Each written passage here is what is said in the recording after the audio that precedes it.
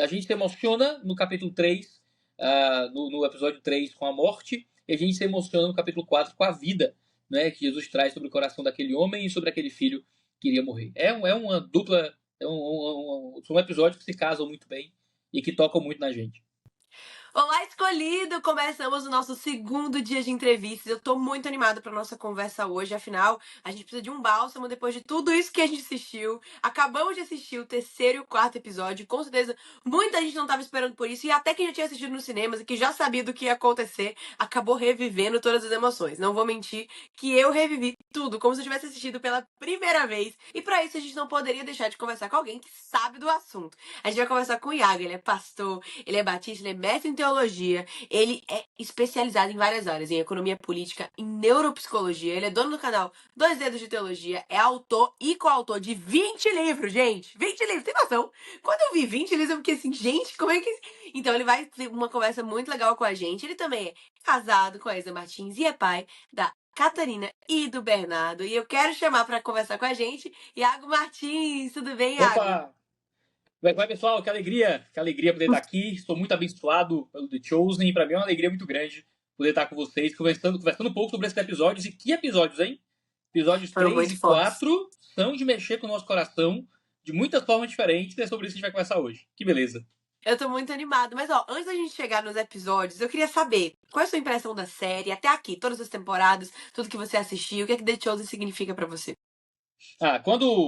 Meu primeiro contato com The Chosen foram irmãos da igreja me indicando, né? Pastor, você já assistiu The Chosen? E eu confesso, como muitos cristãos, eu tinha muito preconceito com série bíblica. Eu dizia, série, né, vou ver, um dia verei, no futuro, em algum momento. E um dia fui apresentado a um corte no Reels do Instagram de um trecho de The Chosen. E eu achei fantástico a representação de Jesus ali. Eu disse, puxa, tem uma coisa aqui diferente de outros filmes bíblicos e coisas assim que eu já tinha visto e que nem sempre eram tão legais assim e tal.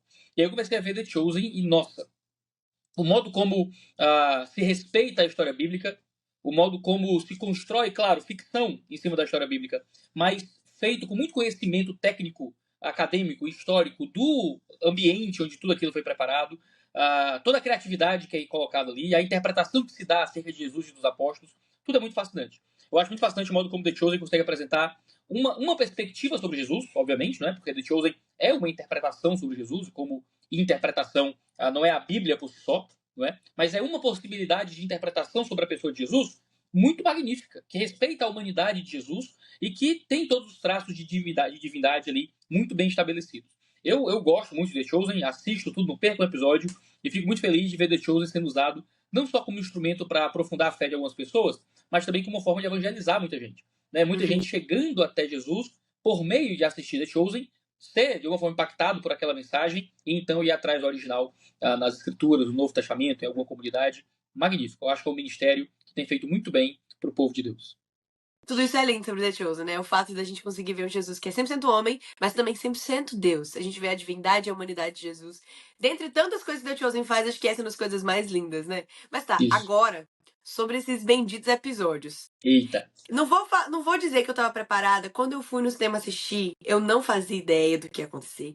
Meu coração se partiu em vários pedaços. Aí depois, The Chosen foi reconstruindo os pedaços com outras cenas que vão aparecendo, por exemplo, aquela cena de Gaius curando o filho dele. É muito bonito. Sim. Então, você tem uma montanha-russa de emoções onde você chora e fica feliz, chora e fica feliz. E você, como é que foi assistir esses episódios? Como é que você se sentiu? Quais foram as suas primeiras impressões? Você esperava o que ia acontecer?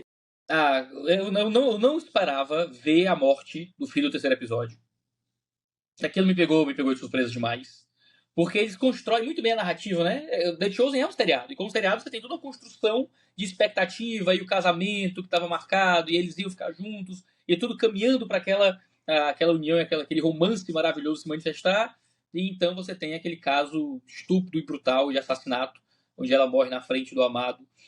E todo o desenrolar, né, que se dá posteriormente a isso. Não só a cena da morte é muito chocante pra gente, porque The Chosen é uma série de família, né? É uma coisa que a gente às vezes não espera algo tão brutal, não é, em tela. E por isso que é muito pego de surpresa. Fui absolutamente pego de surpresa. Mas também, como é que você se relaciona com Jesus no meio disso, né? Porque quando Tomé pede para Jesus fazer alguma coisa, isso não está certo, né? Resolve isso. e Jesus não faz, né, diz, olha, não é o tempo dela. Né? Não, e aí é muito forte isso, né? Não é o tempo dela. Não é que ela não vai ser ressurreta, ela será, só não é agora. Não é? Uau. Será. Uma hora todos nós ressuscitaremos em Cristo Jesus.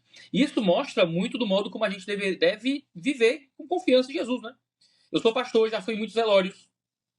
Eu já fui em muito velório que alguém em profunda dor e sofrimento me abraçava e pedia, pastor, ora para Deus ressuscitar, né?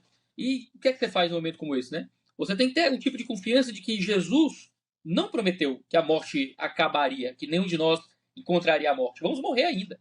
Vamos Uhum. sofrer, às vezes, mortes violentas, infelizmente.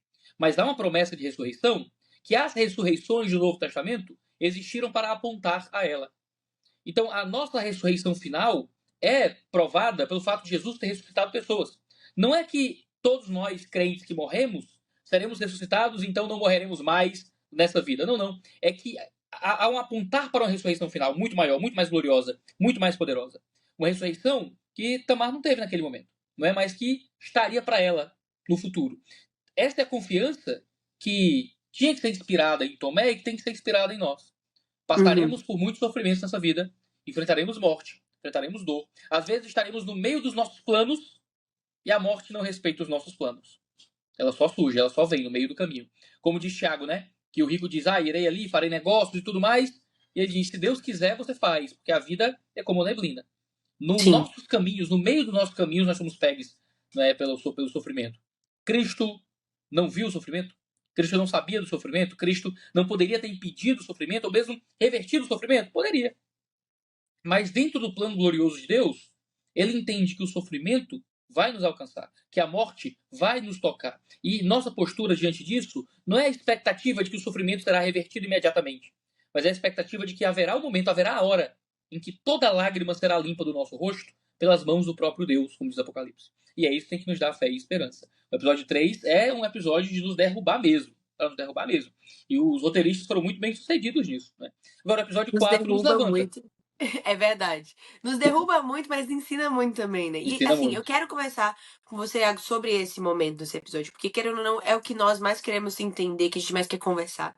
Uma coisa que eu não sabia, mas sim, isso foi planejado pelos roteiristas desde o início. O episódio 3, aquele momento da Amar, não foi algo colocado depois, foi algo planejado, pensado, construído. Então toda a nossa expectativa com Tomé e Ramar, desde o comecinho, naquele momento que a gente ficava vendo a troca de olhares, ali no casamento, onde eles estavam trabalhando com um vinho ainda do casamento. Desde ali já se sabia que aconteceria todo esse arco da história, onde agora na quarta temporada a gente teria esse final drástico, mas que vai, por exemplo, justificar. Eu acho muito legal essa forma do The Chosen de trazer motivos e justificações para coisas do futuro. Talvez isso justifique aquele possível momento onde Tomé ele fala: eu preciso ver para crer.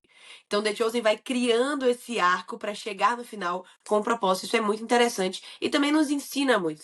The Chosen é uma escola a céu aberto. Então eu queria entender assim, você já falou bastante sobre a questão do luto, a questão da ressurreição também, mas a gente quer entender. Quando Jesus vira para ele e fala assim: "Eu te amo, Tomé. Ele te ama e eu sinto muito".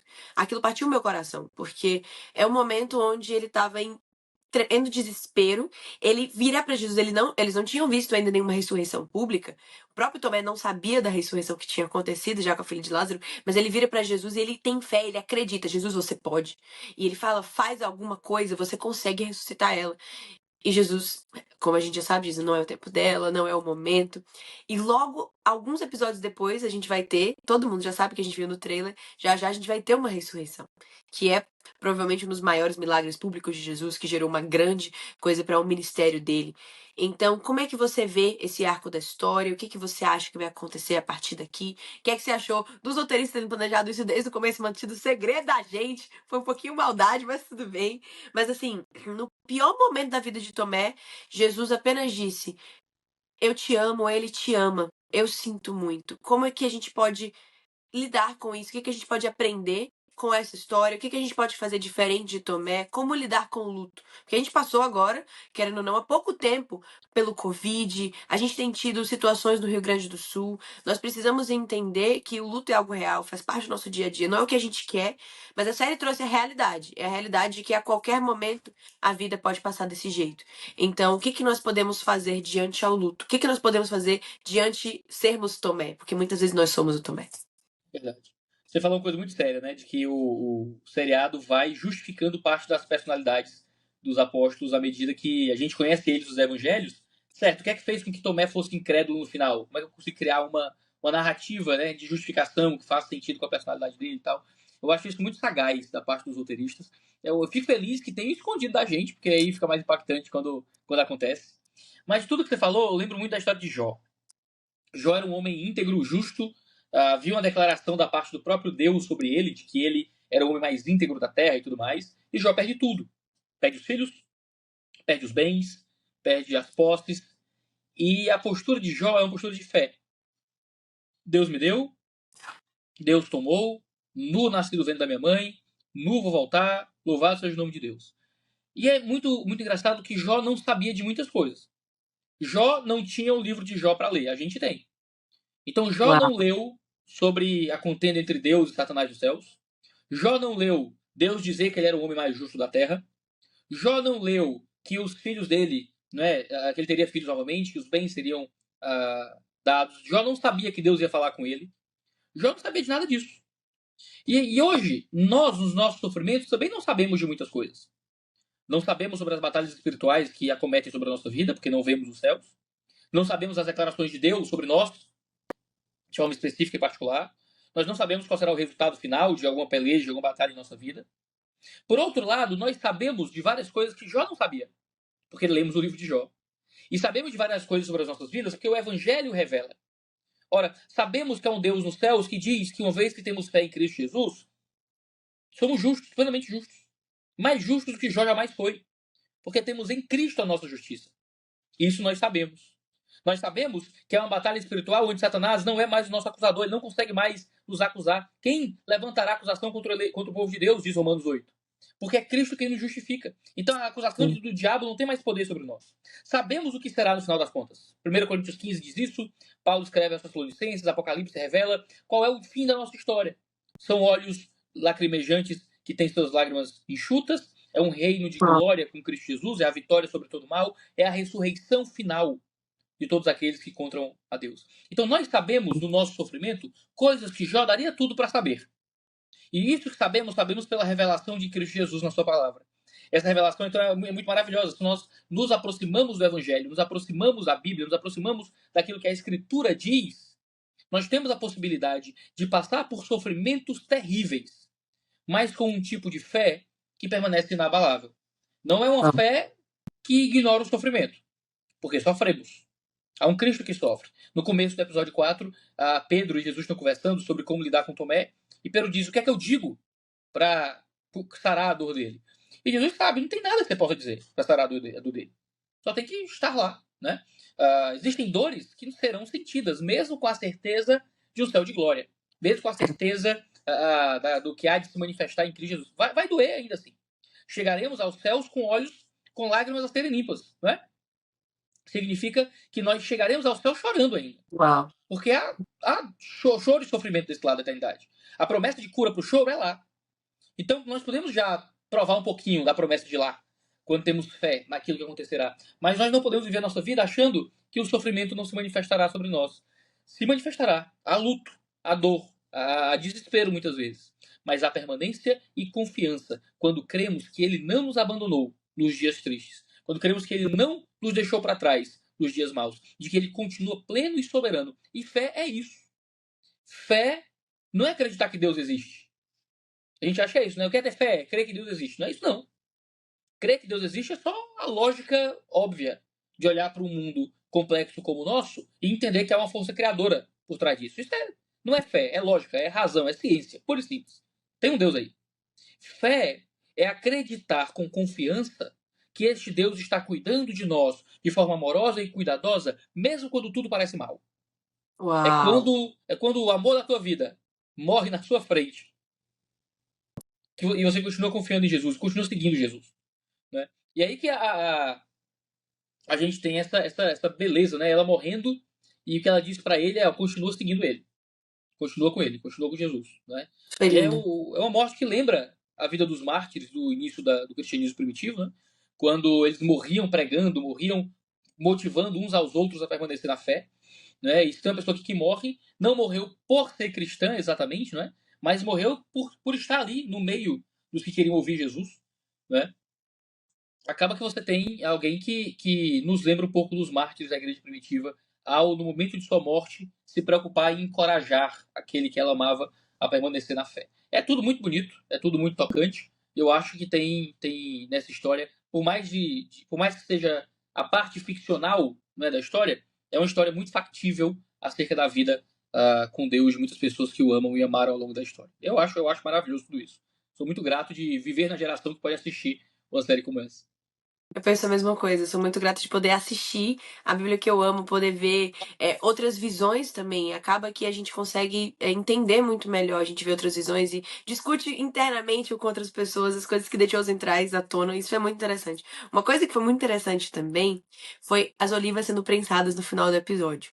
Eu achei aquela cena muito tocante, muito impactante, porque Jesus ele se emociona. E a gente sabe o que tá vindo. A gente sabe que esse é um sinal bem grande de que a Semana Santa tá chegando. Jesus e os discípulos estão se aproximando da Semana Santa. Eu já até me arrepio falando sobre isso, até. A gente sabe o que tá vindo, a gente leu as escrituras, a gente sabe quais são os próximos passos. Nós sabemos que não será fácil, não tem sido fácil até então, e a tendência é só piorar no sentido de ficar fácil, porque vai ficando cada vez mais emocionante, a gente vai caminhando para cada vez cenas mais fortes e impactantes. Essa temporada a gente viu um Jesus muito mais, não tão paz e amor, mas vamos acabar com os fariseus, vamos, entendeu? A gente tá vendo algo muito mais eu vim não para que vocês tenham paz. E sobre tudo isso, a gente se aproximando da Semana Santa, essa roupagem de Jesus mais próxima do momento da crucificação. O que você acha sobre isso? Sobre o motivo, a questão de Jesus ter se emocionado vendo as olivas sendo prensadas. O que isso é? Como isso pode ser explicado teologicamente e biblicamente? Jesus ele foi prensado, né? Foi prensado por Deus como oliveira. Já a ideia dele sofrer e suar sangue no Jardim das Oliveiras, né? Tem algo muito profético, muito bonito, de um Cristo que está sendo prensado pelo Deus Pai. A gente muitas vezes acredita, e eu não sei exatamente como é que a série vai descrever isso, que o grande sofrimento de Jesus foi o físico. Que o sofrimento físico foi o grande tormento de Cristo. Quando nós tivemos ao longo da história da igreja vários irmãos sofrendo dores físicas iguais ou parecidas às de Jesus, com alegria, cantando hinos. Porque a grande questão é que quando Jesus morre na cruz, ele não está simplesmente sofrendo uma dor física. Ele está sofrendo a punição divina que deveria ser nossa. O cálice da ira de Deus, do qual Jesus bebe, não era o cálice dos espinhos, não era o cálice da lança ao seu lado, não era o cálice da zombaria. Tudo isso está incluído, obviamente. Mas era o cálice da ira de Deus lançada sobre o Filho, considerado pecador, julgado como culpado em nosso lugar. Porque todo o nosso pecado foi lançado sobre ele. Que toda a nossa maldade foi lançada sobre ele. Então, quando a gente olha para um Jesus no Jardim das Oliveiras, suando sangue, sendo prensado pelo Pai como oliveira, para gerar o azeite que nos lavaria e nos iluminaria, aquele que é o ungido, né? Ele é o ungido, é aquele que é esfregado, né, por esse azeite. Nós temos um Cristo que representa justamente a punição que deveria ser nossa. Então, Jesus que olha para aquilo e fica conduído é um Jesus que sabe o que vai acontecer, sabe o que há de vir sobre ele, sabe da ira que seria jogada sobre o seu corpo. É um Cristo que sente tudo isso. Ele não vem como um robô. O fato de Deus virar homem, né, como nós, é muito tocante, porque significa que ele passou por toda a experiência da dor e do sofrimento como um homem. Sentiu tudo isso fisicamente, sentiu tudo isso emocionalmente, sentiu tudo isso psicologicamente, e sendo Deus, se entregou por nós a ser prensado. É forte, não é? Isaías 53 vai dizer que ao Senhor agradou moê-lo. Jesus foi moído por nós, foi prensado por nós. Eu acho intrigante que Jesus, sendo filho de um carpinteiro, né, era também um carpinteiro. O carpinteiro naquele período não trabalhava só com madeira, né? Também trabalhava com construção de forma geral, então ele era um construtor, mas trabalhava bastante com madeira. Ele trabalhava com parte do material que seria usado para a sua morte, por exemplo. Então Jesus esteve o tempo todo em volta de tudo aquilo que representava quem ele era. Cada sacrifício que ele, ao longo de sua vida, ia fazer no templo, sabia que aquele cordeiro que estava sendo morto era ele. Era ele sendo morto, um pouco mais para frente. Então Jesus viveu a sua vida inteira diante do prenúncio da morte que viria sobre ele. Então, aquela cena dele olhando para aquelas oliveiras sendo prensadas é uma referência muito boa daquilo que acometeria Jesus mais à frente. Ele seria prensado por Deus e prensado por nós, em nosso lugar, para a nossa salvação. Essa é a nossa esperança. Essa é a nossa esperança. É a esperança de um Deus que morre por nós. É prensado por nós para nos dar a vida eterna. É belo e é muito evangélico, se eu puder dizer assim. É muito forte. Outra coisa que eu achei muito forte, a gente comentou aqui já, esse momento de Jesus, ele confrontando os fariseus. Eu tava pronta pra ver o confronto ali. Eu tava, Jesus, que é isso? Tava Faz ansioso, mais, tava fala ansioso. mais. No episódio 3 a gente vê isso muito forte, Jesus confrontando os fariseus de uma forma que não aconteceu ainda na série. E a gente vai tendo essa construção ao longo dessa temporada. Isso é algo muito interessante, porque agora a gente tá vendo com mais frequência os milagres públicos, a gente tá vendo o ministério de Jesus se expandindo pra fora. Porque antes a gente via momentos muito dentro, agora a gente tá indo pra fora. Afinal, a gente tá se aproximando do fim. Então, o ministério precisa correr. A gente precisa correr porque a gente tem muito trabalho pra fazer. Então, o que você achou desse momento no episódio 3, onde Jesus tem essa discussão com os fariseus, ele tem esse confronto forte com os fariseus, e ele não tá naquela pele de paz e amor que muitas vezes a gente imagina. Ele tá na pele dele de vamos derrubar as mesas porque a gente precisa purificar o templo. E aí? Como é que você se sentiu? O que você achou disso? Eu confesso que eu estava sentindo um pouco de falta já do Jesus combativo, que também aparece no Novo Testamento. Eu sempre gostei muito da personalidade que o Rome aplica, né, o ator aplica a Jesus ali. Eu acho que tem toda a sutileza e a sensibilidade de ser um ser infinito que habita como um ser finito. Então, ele transmite muita coisa pelos olhares, pelo jeito que demora para responder algumas coisas, pelos silêncios. Tem muita profundidade ali, né? Como é que este homem é Deus ao mesmo tempo? É um personagem muito difícil de você interpretar, né? Como é que Muito eu mesmo. interpreto Deus que virou homem? É uma coisa séria. E você tem que dar todas as sutilezas, né, possíveis a uma personalidade como essa. E quando você encontra esses embates, é maravilhoso, porque você tem um Jesus que é forte, que é severo, que é duro, mas que não é grosseiro necessariamente, não age com um tipo de ira, como alguém que perde o controle. Ele sempre parece alguém sob controle, mas que de forma muito calculada aplica esse controle para demonstrar a grandeza do problema que está acontecendo ali. Então, quando ele fala, ai de vocês, fariseus, lavam o exterior do copo, então eles vão retrucando, né? A gente não tem esse retrucar em Mateus 23, por exemplo, que é de onde vem esse discurso. Não aparece porque é que eles respondem. Mas é muito pouco provável que Jesus tenha feito um discurso inteiro e Eles ninguém têm tenha ficado dito nada, quietos. né? Porque os caras quietos. Muito improvável. E a multidão em volta, a confusão que se dá, tudo isso, né, é uma coisa muito interessante de imaginar. Várias vezes fala de Jesus saindo no meio da multidão para escapar e tudo mais. É muito interessante. Eu acho muito bom, uma representação muito boa de um Cristo que também vem com a espada, um Cristo que também traz a mensagem de condenação, um Cristo que também é duro, um Cristo que é sim amor, que é sim misericórdia, que é sim paz, mas que também veio para trazer a espada. Também veio para trazer a briga, veio para trazer fogo, né, como diz.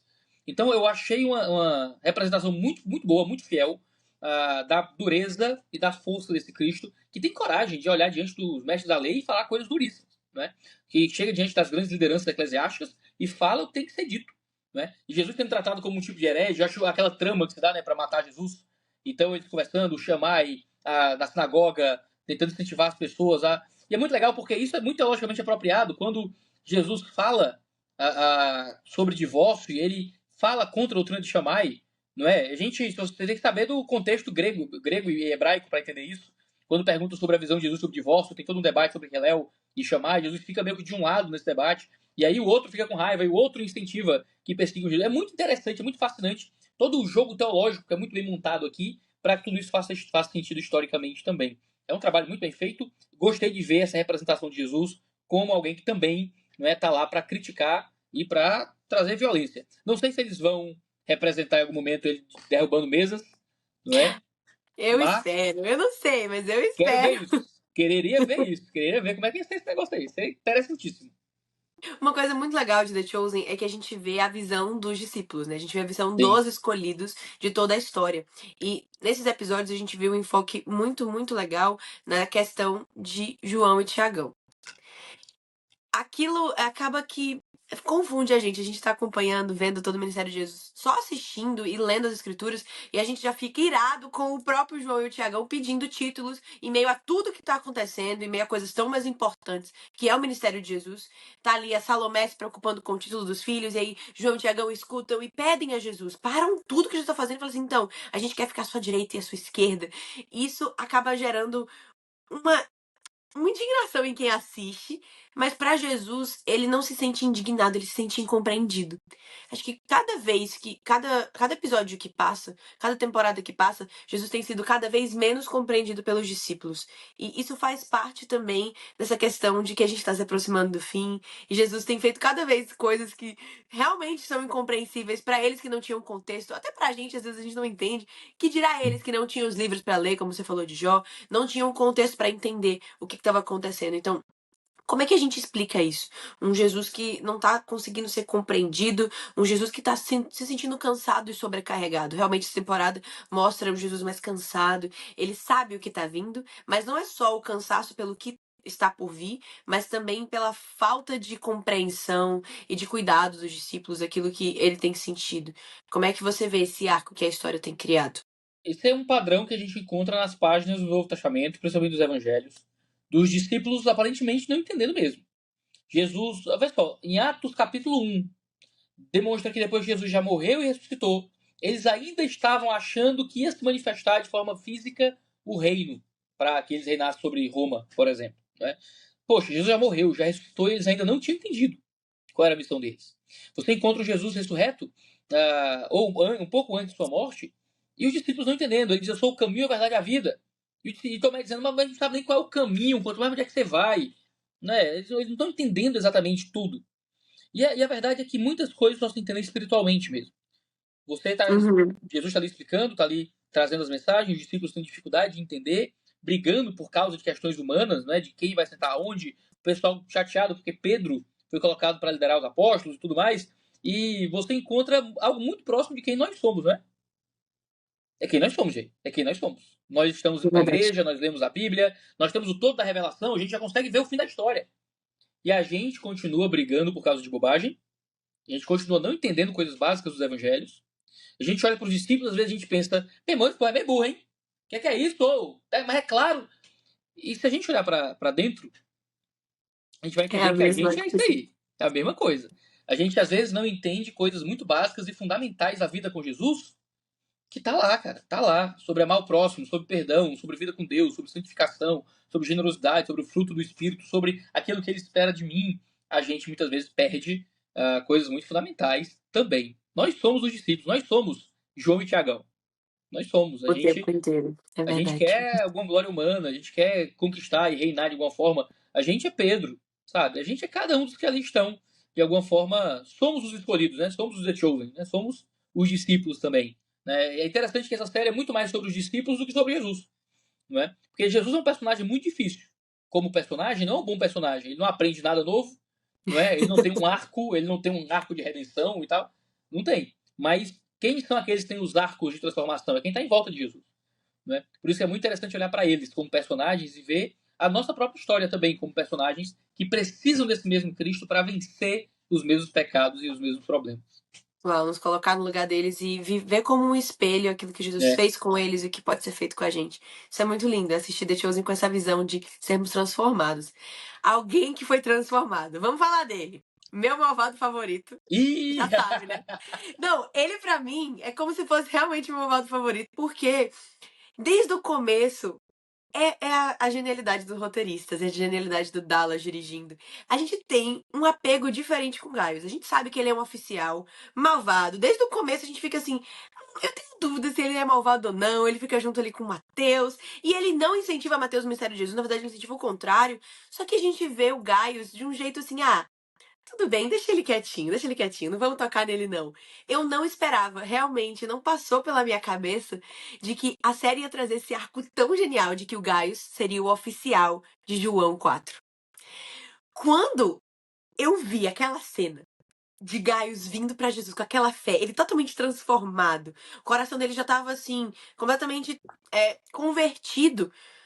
Ele vem pra Jesus e diz: Eu tenho fé de que se você falar aqui, meu filho vai ser curado em casa. E é todo o arco de que não é o filho legítimo dele. Tem aquela conversa com Simão ainda, não tinha se tornado Pedro, que eles estão conversando na Rua dos Romanos. E assim, a construção que foi feita dentro das temporadas foi genial pra gente chegar nesse momento do Gaius, junto com o filho, ele sendo curado, entrando na casa junto com os discípulos. Como é que você se sentiu assistindo isso? E mais, a gente consegue ainda trazer aquele momento do abraço. Aquele momento lindo de, Aham. tipo assim, de tem um abraço entre Gaius e Jesus, e Gaius agora é o pretor, ele tá numa posição ainda Sim. maior do que a que ele tinha, ele é muito respeitado, ele tem o poder nas mãos, e ele está junto de Jesus, ele está do lado de Jesus agora. É muito fascinante, porque o primeiro que o seriado prega uma peça na gente, né? Porque uma das grandes limitações do seriado é conseguir encaixar tudo cronologicamente. O The Chosen não segue uma estrutura cronológica idêntica dos evangelhos. Isso é uma coisa que qualquer um que conhece os evangelhos já pode assumir. Eles não têm o interesse de tentar fazer tudo ser na mesma ordem, né, que teria acontecido no Novo Testamento. Então, quando isso acontece, você acaba sendo pego de surpresa, porque, por exemplo, esse é um caso que acontece muito no começo do evangelho, né, nos evangelhos. E quando você constrói a história para chegar até aqui, é bem interessante, né? De novo, é um trabalho ficcional, mas que representa muito da verdade e do espírito do que o evangelho quer nos trazer. Você vê o arco de redenção de um oficial, é muito interessante. Não é? Você encontra isso no Novo Testamento, você encontra isso na igreja primitiva. Paulo vai falar que alguns da casa de César, não é, criam e mandavam salvações, mandavam saudação para a igreja. Então é interessante, porque houve conversão dentre os soldados romanos. Muitos daqueles que a gente vê ali foram homens que se converteram de fato. Né? Havia muita violência, muito ódio, muita barbárie no meio dos oficiais romanos, mas mesmo assim havia pessoas ali que conseguiram crer e se converter. Esse arco de redenção de Gaio é muito bonito, porque ele sempre foi um cara mais duro, mas ele era bonzinho com Mateus, né? E Mateus, como uma pessoa neurodivergente no seriado, você acaba tendo um pouco mais de misericórdia, porque ele tinha pena de Mateus, tratava Mateus com um pouco mais de cuidado, né? Sempre que ele tentava impedir que Mateus seguisse Jesus, era com um tipo de postura de cuidado por Mateus, né? Exato. E aí, quando no episódio 3 ele é preso, né, ele prefere se entregar a prender Jesus, né? Você percebe que Jesus alcançou o coração dele ali. E aí, quando no capítulo 4 ele é colocado para ser pretor, né, no lugar de Quintus, nossa, aí é um plot twist, aí é uma mudança de paradigma Não, muito eu sério. aplaudi de pé, eu fiz assim, uau! Roteiristas, parabéns! Né? Que história, que história. E isso vai ser muito interessante mais à frente, tenho certeza, para justificar o ministério de Jesus continuar, né, sem uma intervenção romana tão forte Uhum. ainda. Né? E aí você tem a transformação desse homem, né, que crê em Jesus, ele tem uma fé pequena, mas crê que Jesus também é um homem sob autoridade, também é um homem que vai ordenar coisas. A palavra que é usada para a autoridade de Jesus nos evangelhos é a mesma que é usada para a autoridade dos romanos. Né? Exousia, no grego, é a palavra que é usada quando o oficial chega e diz: Olha, eu sou homem que tem autoridade, que tem exousia, tenho pessoas da minha. Aqui, os meus cuidados também têm essa autoridade. E é a palavra que é usada para Jesus em Mateus 28, toda a autoridade me foi dada no céu e na terra. Né? Então, assim, essa ideia de uma autoridade civil, né? A autoridade que eu tenho, eu como soldado romano, sobre os meus oficiais, é a autoridade que você tem sobre a vida e a morte, sobre o bem, sobre o que acontece no mundo. Então, se eu der uma ordem para o oficial, ele vai me obedecer, dá uma ordem para a existência, dá uma ordem para esse mundo que existe, e o mundo vai se submeter à sua ordem. Ele entende que Jesus é aquele que tem uma autoridade sobre tudo, sobre todos, né?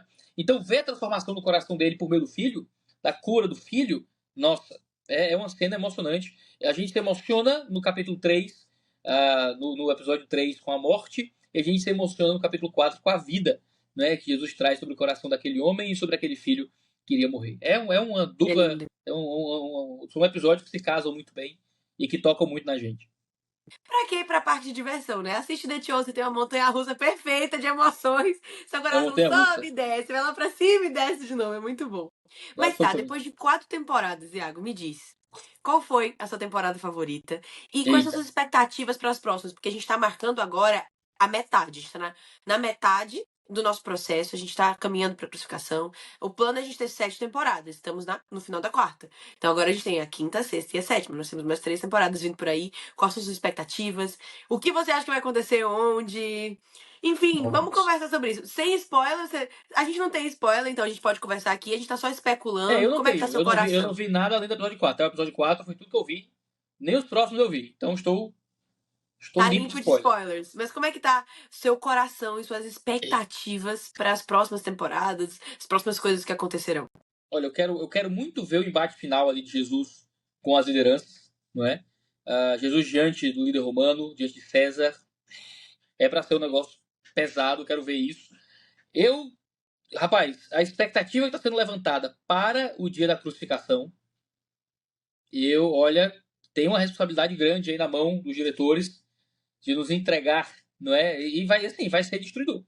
Pode preparar o lenço, pode preparar tudo, porque eu tenho certeza que a gente vai ter uma experiência muito, muito, muito dolorosa, porque a gente está acompanhando esse personagem por 4 temporadas.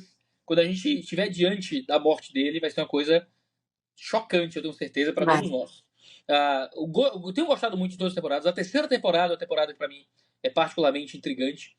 Eu gosto muito de algumas decisões de roteiro que foram tomadas sobre Jesus enfrentando os mestres da lei, ele se declarando como a lei de Moisés. É uma coisa que eu acho muito legal.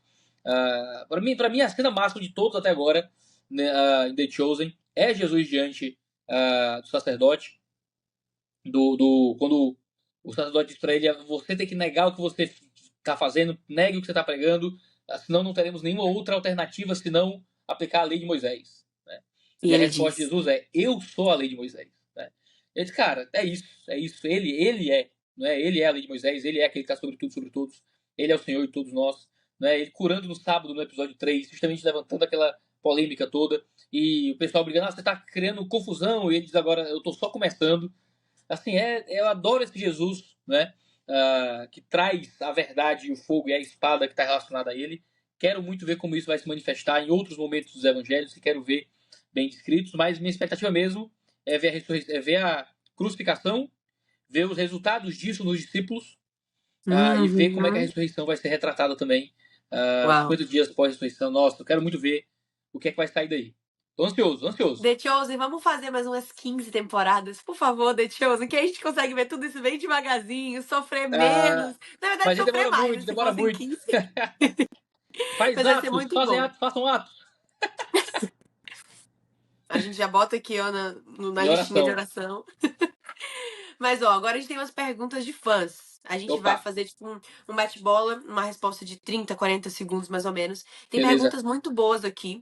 Tá difícil responder em pouco tempo aqui, na verdade. As perguntas são muito boas. O Júnior perguntou: como eles sabem que você é um teólogo, a gente tem perguntas aqui longas e perguntas que vão te desafiar. Tá Opa. desafiador aqui. Júnior, você pegou pesado na pergunta. Mas tá, vamos lá.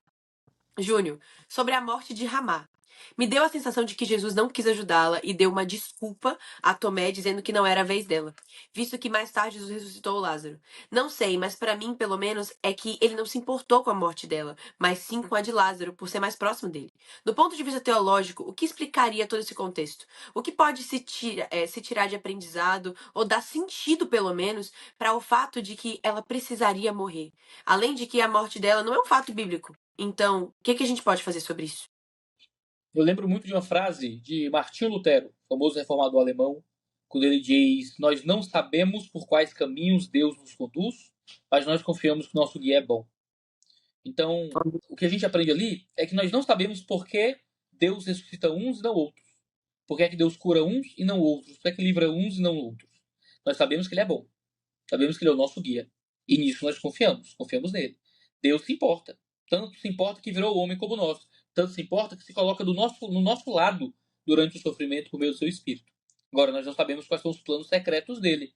Por que é que vem bem sobre uns e mal sobre outros? Sabemos que ele é soberano, que ele é rei, que ele é o Senhor do universo. E é nisso que nós depositamos todo o motivo da nossa vida.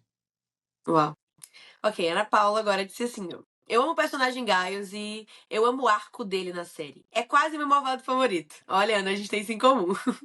Mas sendo centurião e representando ali, de certa forma, o Império Romano na época, quais as implicações teológicas em haver um soldado romano com toda essa fé em apoio ao ministério de Jesus?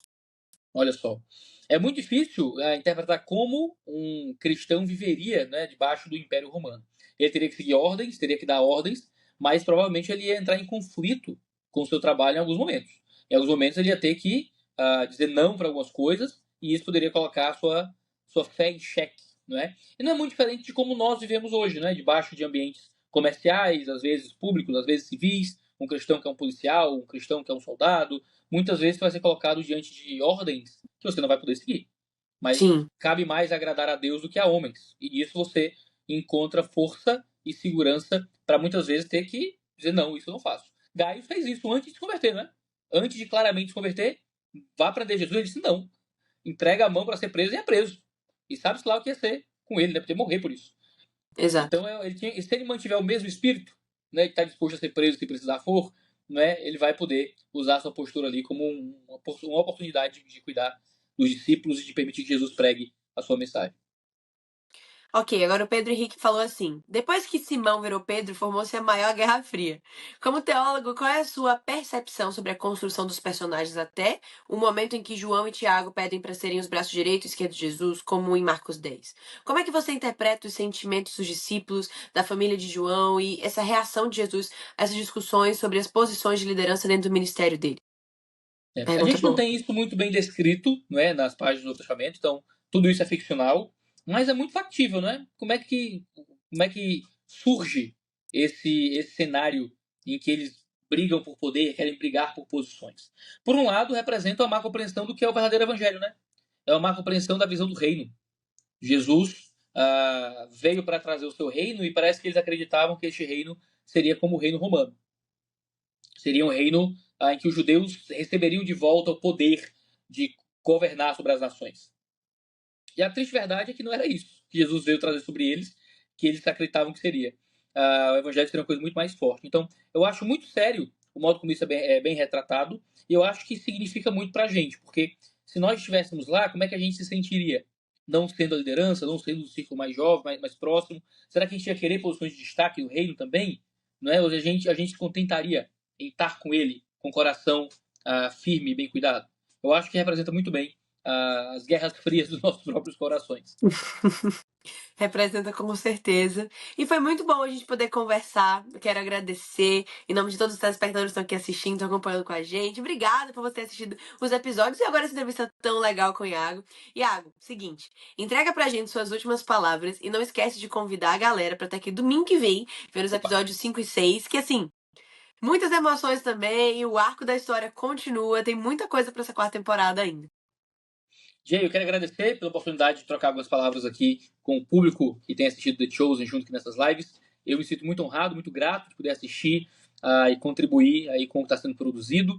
Agradeço. Quem quiser me procurar aí na internet é @2dedos de teologia no YouTube, no Instagram. Tenho produzido conteúdo de teologia lá e comentado episódios de The Chosen, episódio a episódio, viu? Lá no YouTube. Então, se você me encontrar por lá, a gente vai continuar conversando esse papo maravilhoso sobre esse seriado. Deus abençoe a todos e vamos seguir. E domingo que vem a gente está assistindo novamente. Desejo de Teologia é muito bom, gente. Corram pra seguir. E aproveita, quando você já estiver no processo aí de seguir ele nas redes sociais, já baixa o aplicativo The Chosen se você não tem ainda, meu filho. Eu não sei o que você tá fazendo. Por que demora é essa de você baixar o aplicativo The Chosen? Se você perdeu algum episódio, corre pra assistir, porque só no aplicativo chamado The Chosen você vai conseguir ter acesso a todos os episódios de todas as temporadas dublado em português, finalmente aqui no Brasil. Quero agradecer a todo mundo que tá maratonando a série com a gente. Tava aqui domingo passado, tá aqui hoje e vai estar aqui com a gente nos próximos 2 domingos. Eu espero você e não se esqueça. A sua missão não é alimentar os 5.000, mas é entregar os 5 pães e 2 peixes que você tem. E desse jeito, os milagres acontecem. Então, Amém. escolhido, não se esquece disso. Te vejo semana que vem.